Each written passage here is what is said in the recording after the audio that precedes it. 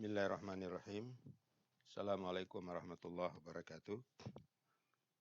Para mahasiswa sekalian, alhamdulillah hari ini kita berjumpa lagi di dalam kuliah Ulumul Quran di prodi Manajemen Keuangan Syariah ini. Insya Allah pada hari ini kita akan lanjutkan dengan materi kita yaitu sifat-sifat Al-Quran. Yang lalu sudah kita bicarakan tentang nama-nama Al-Quran ya. Jadi selain nama-nama ada juga sifat-sifatnya. Nah, jadi di sini dalam penjelasannya bahwa di antara sifat-sifat Al-Quran itu yang pertama adalah nur. Nur itu artinya apa? Artinya cahaya. Ya. Itu sebagaimana dalam Al-Quran surat An-Nisa ayat 174. Allah Subhanahu wa taala berfirman, Ya ayuhan nas qad ja'akum burhanun mir rabbikum wa anzalna ilaikum nuran mubina. Ya. Jadi artinya kita harus ketahui bahwa hai sekalian manusia, sesungguhnya telah datang kepadamu bukti, ya. Yang telah datang kepadamu bukti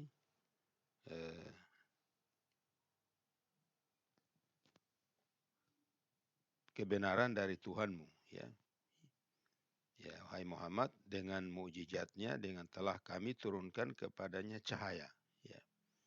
Jadi cahaya yang terang benderang. Nah, ini dijelaskan, diterangkan oleh Allah di dalam Al-Quran surat An-Nisa ayat 174. Nah, jadi sifat Al-Quran itu yang pertama itu tadi adalah nur. Nah, nur itu artinya cahaya. Ya. Jadi sifatnya menerangi, memberikan cahaya kepada orang-orang yang membaca, orang-orang yang menjadikan Al-Quran itu sebagai pedoman hidup. Lalu yang kedua, Al-Quran itu sifatnya adalah mau'izah wa syifa, ya. Jadi dia dikatakan sebagai mau'izah wa syifa. Nah, itu yang sebagaimana dijelaskan oleh Allah di dalam Al-Quran surat Yunus ayat 57. Nah, di sana dikatakan, Ya ayuhan nas qad ja'atkum mau'izatum mir rabbikum wa syifa'un lima fis sudur wa hudaw wa rahmatun lil mu'minin. Artinya hai manusia, sesungguhnya telah datang kepadamu pelajaran dari Tuhanmu dan penyembuh bagi penyakit-penyakit yang berada dalam dada dan petunjuk serta rahmat bagi orang-orang yang beriman. Ini diterangkan dalam surat Yunus ayat 57. Artinya bahwa Al-Quran itu dia di samping sebagai hudan, sebagai rahmat, sebagai mau'izah, sebagai pelajaran, ya, pelajaran yang berharga, karena dalam Al-Quran itu banyak sekali pelajaran-pelajaran yang dapat kita peroleh, yang dapat kita dapat, ya, di dalam menata hidup dan kehidupan ini. Segala yang ada dalam kehidupan manusia itu difasilitasi oleh Al-Quran. Nah, tinggal bagaimana kita berusaha untuk memahami dan kemudian mengaplikasikan Al-Quran itu dalam kehidupan kita sehari-hari. Ya. Jadi itu sifat yang kedua daripada Al-Quran itu adalah mau'izah, syifa, dan hudan.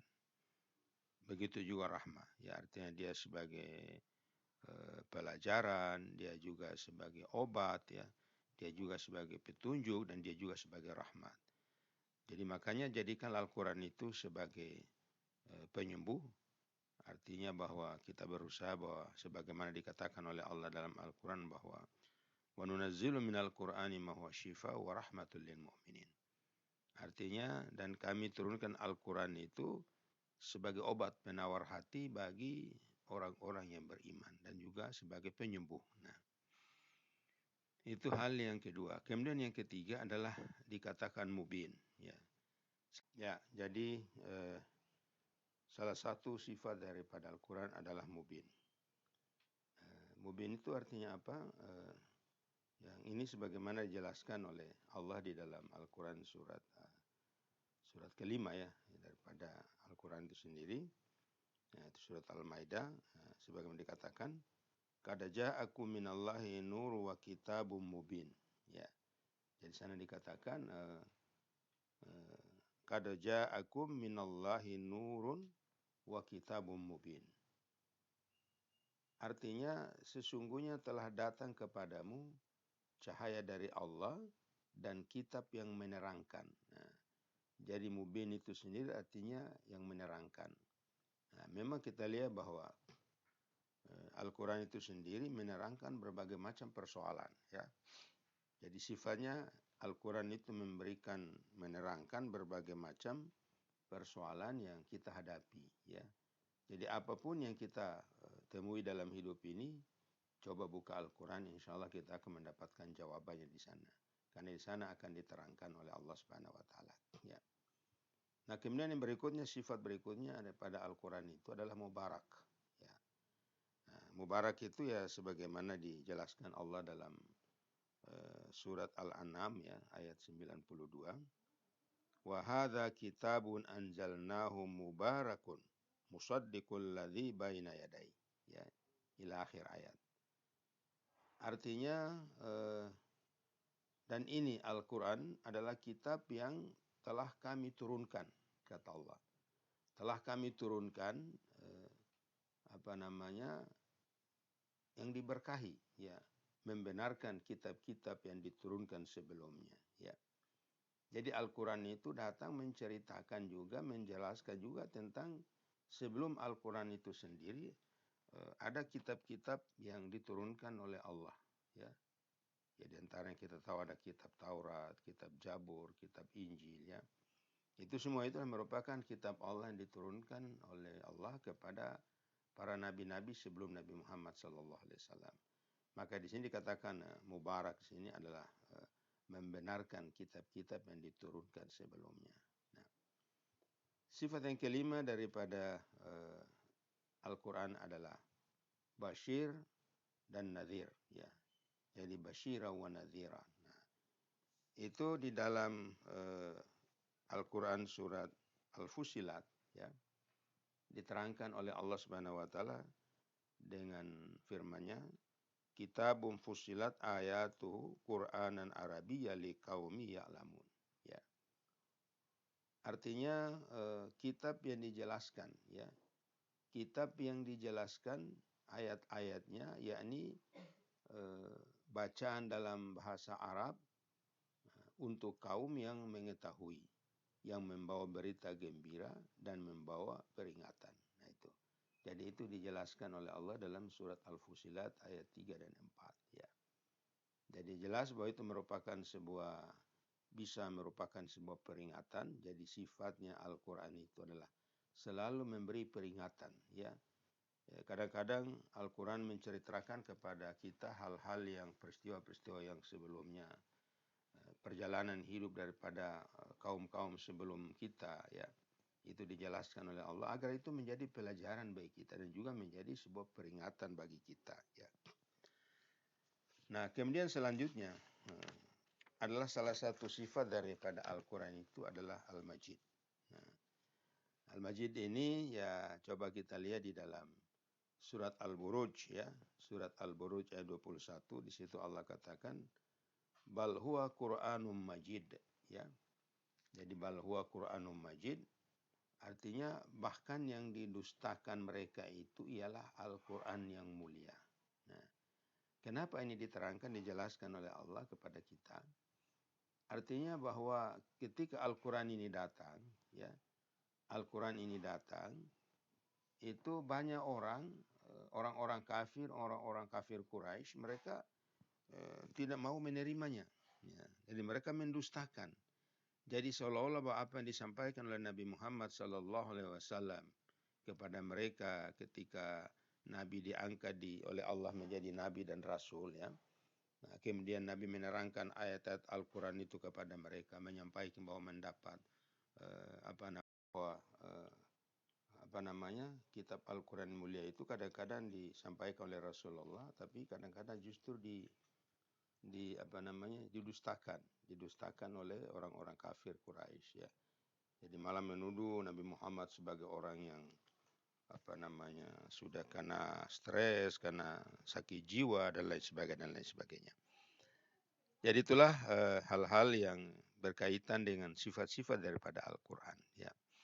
Nah, kemudian kita selanjutnya sedikit berbicara tentang wahyu. Ada di samping ada firman Allah, disebut juga wahyu ya. Kata wahyu itu sendiri adalah merupakan bentuk daripada masdar ya, bentuk masdar dari atau istilahnya infinitif ya, dari auha yuhi wahyan, dengan dua pengertian pokok, yaitu al-khafa artinya tersembunyi ya, dan as-sur'ah ya atau cepat. Artinya apa? Bahwa kadang-kadang Al-Quran itu ayat diturunkan kepada para nabi dan rasul itu dengan cepat ya, kemudian dengan tersembunyi yang tidak diketahui oleh orang lain ya, itu ya.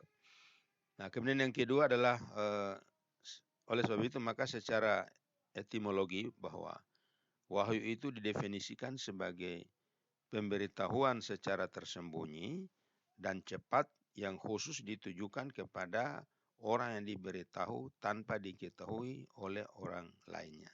Nah, jadi wahyu diturunkan jadi secara etimologis atau secara bahasa bahwa wahyu itu didefinisikan sebagai pemberitahuan secara tersembunyi dan cepat. Nah, yang khusus ya ditujukan kepada orang yang diberitahu tanpa diketahui oleh orang lain. Lalu secara terminologi ya, wahyu adalah firman Allah Subhanahu wa taala yang diturunkan kepada nabi-nabinya ya. Jadi kalau kita lihat artinya secara terminologi tadi dari sisi asal usul kata tadi, kemudian kalau kita lihat dari secara istilah bahwa wahyu adalah firman Allah yang diturunkan kepada nabi-nabinya ya. Jadi samping firman, di samping kalamullah, kita kenal juga dengan namanya wahyu tadi ya. Jadi oleh sebab itu kepada para mahasiswa sekalian ya, sangat diharapkan bahwa dengan penjelasan singkat ini mudah-mudahan nanti akan menjadi dipahami oleh para mahasiswa. Nah, kemudian nanti saya dari akhir kuliah ini saya ingin memberikan semacam tugas kepada kalian, setiap mahasiswa supaya coba melihat dan menghafal ayat-ayat yang berkaitan dengan sifat Al-Quran maupun nama-nama Al-Quran ya, yang menjadi dasar hukum sehingga penamaan Al-Quran itu apa, kemudian sifat Al-Quran itu apa ya.